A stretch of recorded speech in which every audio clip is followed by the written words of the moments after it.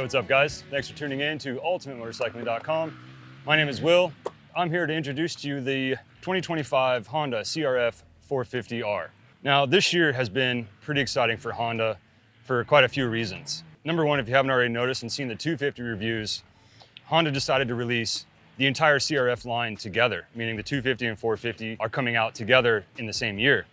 Previously, most manufacturers will do the 450 first, the new 450 platform, and then the 250 follows the year after.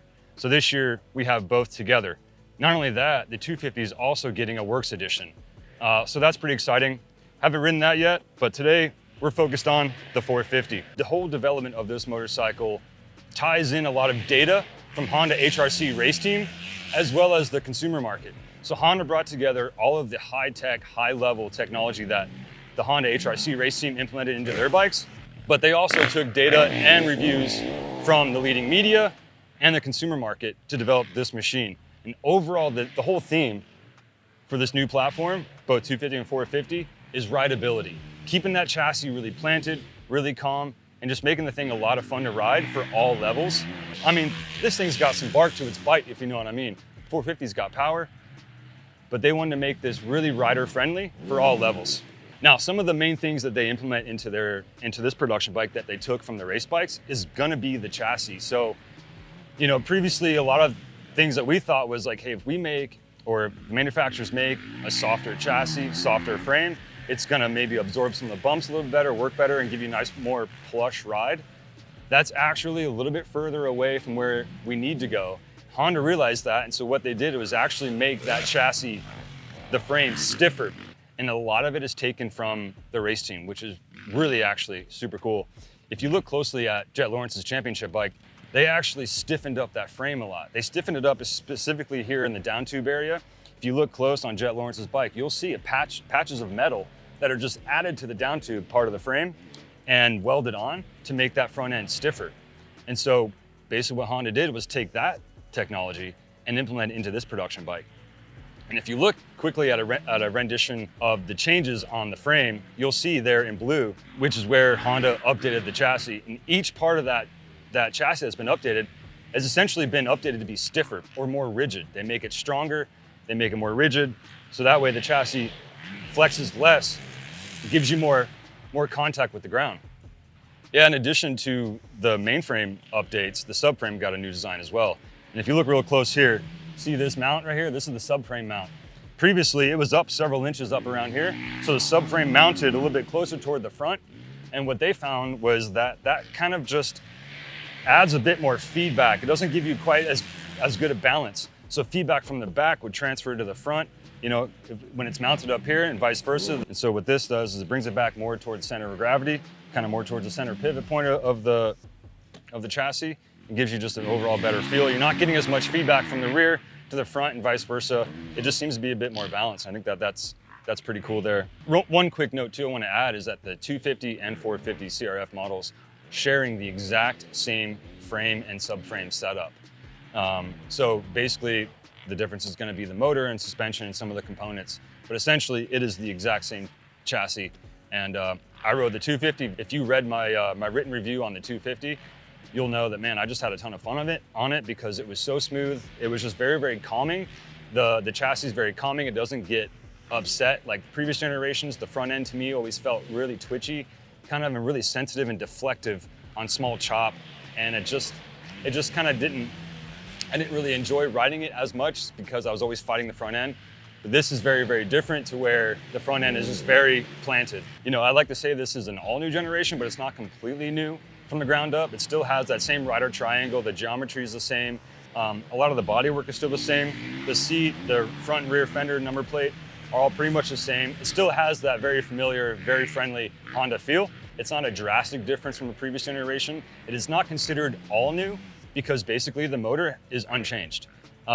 Everything internally, the motor is exactly the same, but what they did to make the motor kind of deliver that power a bit more smoothly and give you more usable power, more rider-friendly power, is they updated the airbox and the exhaust system. So the airbox is designed to reduce the resistance, just gives you a bit more airflow, allowing the engine to breathe a little bit more. And to give you some more of that smooth roll-on usable power, they lengthened the header pipe and updated the whole the muffler system, the whole exhaust system.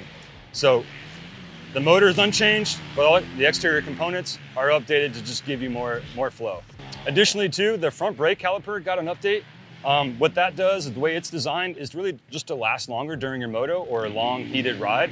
It's not going to, the front brake lever won't soften up or lose power, lose stopping power. It's gonna just continue to stay strong the whole time. So that's pretty cool. Last thing, guys, the suspension. So suspension's also been revamped.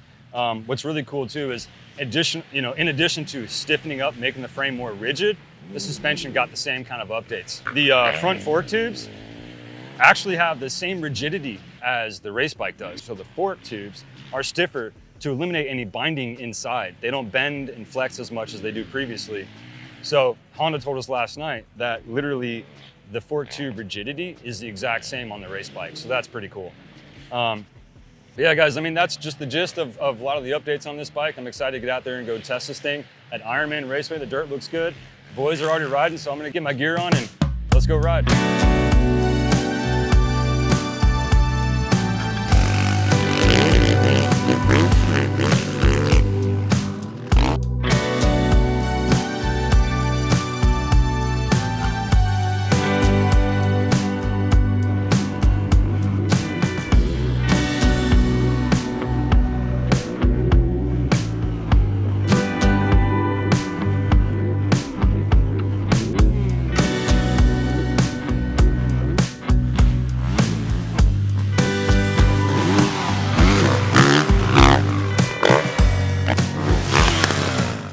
Okay, so we just finished up here at Ironman Raceway, and what an incredible track. The dirt is so unique to what I'm used to, and just really quite different. This type of dirt is really soft and it holds all the moisture. And a couple of days leading up to today, they got a lot of rain, and all this rain just kind of soaked in and stayed there. And it just made for kind of a challenging track, especially in the corners. Got really rutted and really slick. So the conditions are really great for testing. And I'm just really excited about how this bike developed. There's a few things that really stand out to me about this bike. Obviously, the biggest theme on this thing is the new chassis. And the reason why they stiffened it up is really to help overall handling and to help the suspension actually work the way it's intended to work. But yeah, early on this morning, we set the sag at 102, which is recommended by Honda, and I left everything else just as is. I adjusted my levers like normal.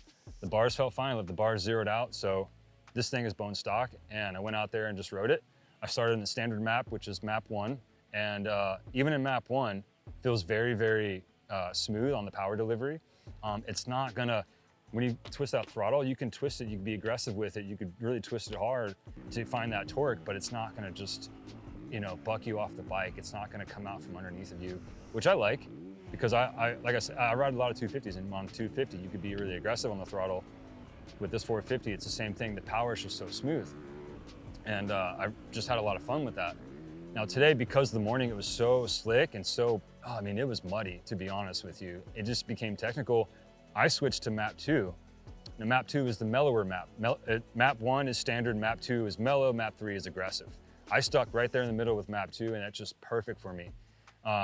Especially with the slick conditions out here, I just wanted a bit more throttle control, and map 2 was perfect, and I left it there all day. Even in the afternoon, the dirt would dry up a little bit, and I just left it in map 2. I was having fun with it, there's no reason to change it. But yeah, so there were a couple adjustments I made.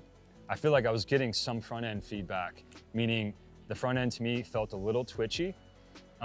Definitely not as much as the previous model. Okay, in comparison, this thing is night and day different. The chassis is just completely different. Even though it's not a completely new model, it feels completely new because the chassis is so balanced. Now the front end, to me in the morning, it did feel like it had a little bit of twitchiness to it, especially on some of the G outs here. If you look at some of the jumps, they're pretty sharp, like little poppy jumps. And there's this wall jump, and you're coming into this thing with speed, and you're on the brake, and that front end to me kind of wanted to dip down a little bit, and I feel like I got a little bit out of control. So I brought the bike in and talked to my tech about it, and they recommended just 1 click stiffer on the compression. I'm like, okay, let's go out and try that.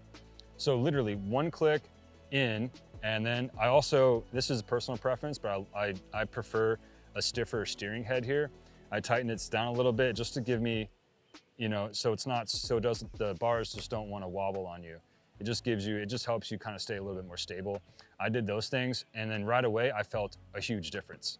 So that's another really cool characteristic on this thing is minor adjustments, 1 click, 2 click maybe, and you're gonna feel a big difference. You don't have to adjust as much. But with the added compression, I just felt like it stayed a little bit more stable. The front end didn't dip down on me too much. And so perfect, so easy, 1 click adjustment, done. And as far as the shock goes, we set it at 102. I left it there all day. I didn't feel like I needed to do anything. I didn't feel like I needed more sag to get the rear end down to keep it more stable. The way it was set at 102, it's perfect. One of the words that Honda actually used in their presentation to us to describe the changes to the chassis was calm. They used the word calm. The chassis is calmed down compared to the previous generation. And I relate that to myself as a rider, thinking, man, as a rider mentally, you want to be calm while you're riding. You don't want to be intimidated by how the bike is handling. And so what this thing does is not only is the chassis calm, and by what I mean by calm is over some of the bumps, and especially today down the straights, it got really rutted. So you got to find that line, and the bike is almost just naturally, it's going to be swapping on you a little bit, you know, but this thing was able to just kind of stay planted and really smooth.